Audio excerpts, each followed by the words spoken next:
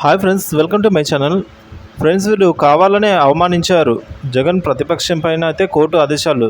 మరి ఆ వివరాలు ఏంటో తెలుసుకుందాము. వివరాలు తెలుసుకోబోయే ముందు వీడియోకి ఒక లైక్ కొట్టండి. ఇక వీడియోలోకి వెళ్ళిపోదాము.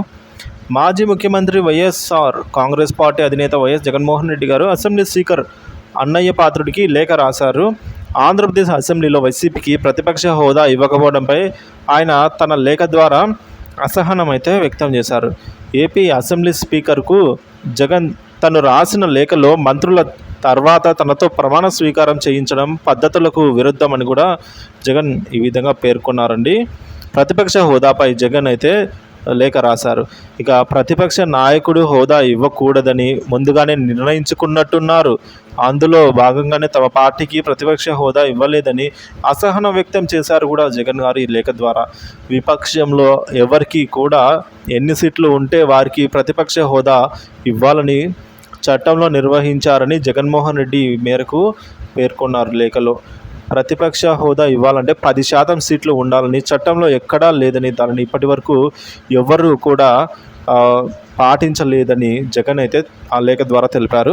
పార్లమెంటులో కానీ ఉమ్మడి ఆంధ్రప్రదేశ్లో కానీ ఎప్పుడు ఈ నిబంధనను పాటించలేదని ఆయన అన్నారు.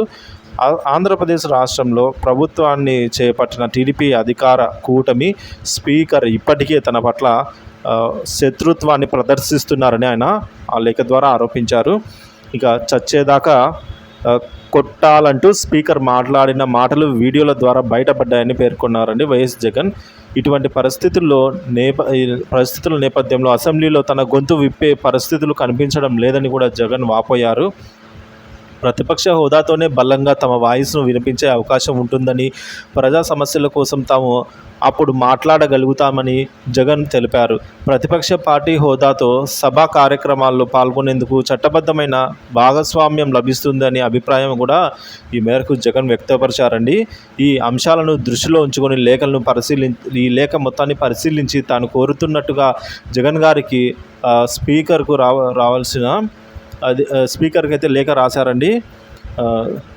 వైఎస్ఆర్ కాంగ్రెస్ పార్టీ విపక్షంలో ఎక్కువ సీట్లు కలిగి ఉన్నది కాబట్టి ప్రతిపక్ష హోదా ఇవ్వాలి అవసరాన్ని జగన్ ఈ లేఖ ద్వారా స్పష్టం చేశారు. మరి శాసనసభ స్పీకర్ చింతకాయల అన్నయ్య పాత్రుడు జగన్ రాసిన లేఖపై ఏ విధంగా స్పందిస్తారు? వైఎస్ఆర్ కాంగ్రెస్ పార్టీకి ప్రతిపక్ష హోదా ఇచ్చే అంశంపైన స్పీకర్ ఏమని సమాధానం ఇస్తారు అనేది అయితే తెలియాల్సి ఉంది. ఫ్రెండ్స్, మీరైతే ఏం చెప్తారో కామెంట్ ద్వారా తెలియజేయండి. ఫ్రెండ్స్, జగన్కు ప్రతిపక్ష హోదా ఉండాలా వద్దా అనేది కామెంట్ చేయండి. వీడియోకి అయితే ఒక లైక్ చేయండి, వీడియోని షేర్ చేయండి. Thank you for watching this video.